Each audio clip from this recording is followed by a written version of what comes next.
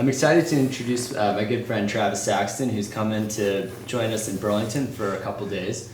I'd like to say there's sort of three things I like about Travis. The first is there's probably nobody in the real estate industry that's a better golfer than you are. We did find one person in the entire NAR show. There's one person he admitted, he's like, this guy can play golf better than I can. But otherwise, you got that going for you.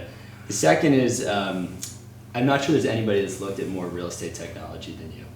One time I got on a call with Travis and he said, I'm doing a report about CRMs and I've just looked at 33 real estate CRMs. I was like, wow, that is amazing. There's probably no one in the country who's looked at more real estate tech.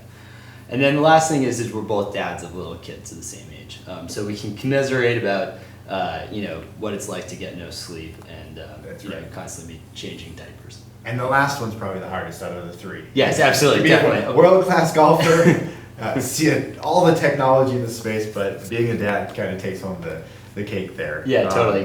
Wrestling's children under 4 years old, right? It's a full. That's an activity. Definitely, it's funny because we were recently together at NAR and had 1,000 tech companies in that room, wow. And as we looked across the horizon, there's new tech coming in, there's established tech, and during the NAR Reach presentation that we gave on the main stage, we found that the Reach program actually views about 1,000 real estate tech companies wow. every year and vets it and thoroughly goes through everyone to get down to the 8 finalists. And that's 1,000, and you look at the 1,000 that were in there and established, and there's so many. I had 5,000 plus in our space doing different aspects of the real estate funnel, which I'm sure we'll talk about in a little bit. But man, it's a very dynamic landscape. That's sure. A lot of companies. Yeah. So I guess one question that I would have for you coming into 2019, what are sort of a couple trends, things that you're excited about, things that you think brokerages should be paying attention to? That's a good question. Obviously, there's a lot of new business models out there. The Open Doors, the Knox, and Compass is making some waves, and a lot of brokerages are wising up to that. And so the first trend I think that's most important is essentially just making sure that you're on par with what's going on in your marketplace. And that might mean it's a pretty significant financial investment. And so brokers are wising up. They're calling us. They're saying, hey, T360, help us navigate the technology landscape and bring in some new technology that's going to get us competitive in our market or sustain our competitiveness or even push us ahead. So that's probably the biggest trend that we're seeing is brokers realizing, sometimes due to external threats and competition, that they need to make a big change in what they're doing. No longer status quo is no longer good enough. Huh. Yeah, I mean, that's interesting. A lot of times with marketing, we'll talk about like offensive marketing versus defensive. But of course, like the option of no marketing, like that, just put the for sale sign in front of your office. That's for sure. And probably the second biggest trend is tying into that a little bit from proactive versus reactive marketing. And there's way too much reactive going on in our industry. And there are signs and indicators that we can use as an industry to figure out where that ball is going. Watch what Google and Apple and the big guys are doing. Amazon and so on and so forth. Voice is very important. Driving mobile traffic, driving traffic in other capacities than the traditional methods. And traditional used to be print and newspaper. Well, we know that's dying now, and people have gone to search engine marketing and Facebook. And that's actually starting to kind of tip over now as well. And so what's next? And being ahead of that. Sometimes it means being experimental and watching like Alexa and Google Home and figuring out how to tie into those things as that becomes a new horizon in our industry. So that new age marketing is going to be a new frontier that brokers need to get with and start prepping themselves for the eventual change. Yeah, I mean, it's interesting because you sort of talk about new age marketing or digital marketing. I sort of think of it as like that is what marketing is now, right? And I would say something like print, like that would be like legacy marketing, right? So there's so many things that people used to traditionally think of, well, that's really my marketing. Actually, that's actually not your marketing anymore. But going back to what you said a minute ago, what are, could you maybe give an example of a brokerage that you think is doing something really innovative and creative out there? Yeah, sure. I mean, there's a bunch that I've been able to see. The first one that comes to mind is Realty Austin. I know we talk about a lot about the Austin market, but they're good friends, and they were kind of proprietors of the automated Facebook listing marketing and some of those things that they're doing, and really tying it into a systematic technology platform too, so that they can kind of see from end to end what they're doing. So I like what they're doing, but there's a lot. There's a lot of great companies out there.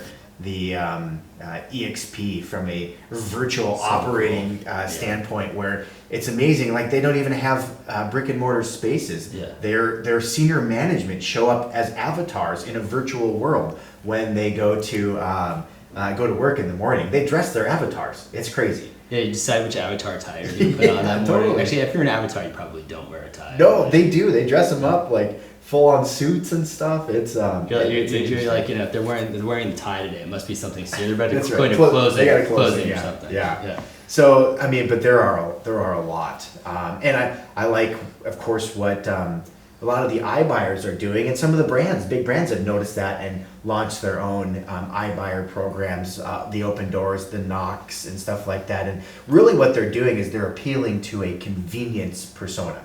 So somebody that really just wants to buy and sell a house in the quickest, most painless time, and that is a segment of the market that will definitely need to appeal to it. It might not be the traditional broker might look at that and go, well, I don't want to deal with that consumer, or maybe not say it that way, but they're not my primary target. And that makes sense, because they might be dealing with more of a luxury or someone who wants service and support and the hand holding.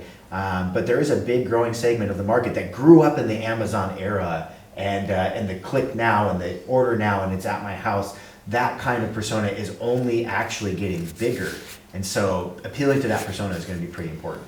Yeah, and I agree with you that there's definitely a segment of the market there. One of the pillars of our vision at Union Street Media is that brokers are the future. And I think that when you think about the times that people go to transact a house, like oftentimes it's around a time of loss, right? Loss of job, loss of family member, relationship, like some comings and goings, right? And at certain times in those situations, you might want somebody who's like, hey, I just want to be done with this, right? Yeah. And so I'm willing to take a discount through like an iBuyer exit, right? And in other times, it's actually probably the total opposite. You're going through like an emotional transaction. You need someone to move yourself, move through there. Yeah. So I think it's going to be interesting to see the level of adoption with the iBuyers and how many people kind of hop on that. I, having witnessed a few family and friends that recently have gone through the process, like they're definitely not like iBuyer ready, but there are people that are out there who I think will hop on that. And as with anything, I think there's going to be, even myself as a classic example, I have 2 Google Homes and I have 2 Amazon Alexas in my house, and I'm still kind of, which one do I adopt? Is there a platform? I got Nest products on my door and in my backyard, and then Alexa products elsewhere, and so there's always going to be this this kind of adoption conversation going on, even with something as large as a transaction type in real estate. Totally, yeah, absolutely. Definitely. Well, I guess, and so last question, you've been in Vermont now for about 48 hours. What's been the best meal that you've had so far? Well, I've had a lot. I've been lucky to have, on the way home from Boston, we stopped at Worthy Burger. That was amazing, one of the best meals I had in a long time. And the skinny pancake this morning was amazing, and I'm excited to do dinner there as well. So that was a pleasant surprise. Yeah. But gosh, Farmhouse and what is it, Felino's? Felino's yeah. Was we're all good too. So I've worked out a lot, just for the record, while I'm here, but I've ate a lot too. So yeah, so you come to Vermont and you can just eat your way through like the best food and talk a little bit of real estate marketing. So Travis, just want to say thanks a lot for Union Street Media is partnered with T360, and we're really excited about working together with you and getting some insight into that incredible mind that you have and your breadth and knowledge of the real estate tech world. So thanks for coming to Burlington. Thank you, and likewise, for the record, we find and vet and validate trusted technology that is enterprise worthy in the real estate space, and you guys are a great partner of ours. We're looking forward to continually building upon this partnership and finding those right fits in the industry, and any brokerage would be lucky to work with Union Street Media for your expertise and the custom nature of being able to deliver the right solution and the right message to the right audience. Hey, thank you.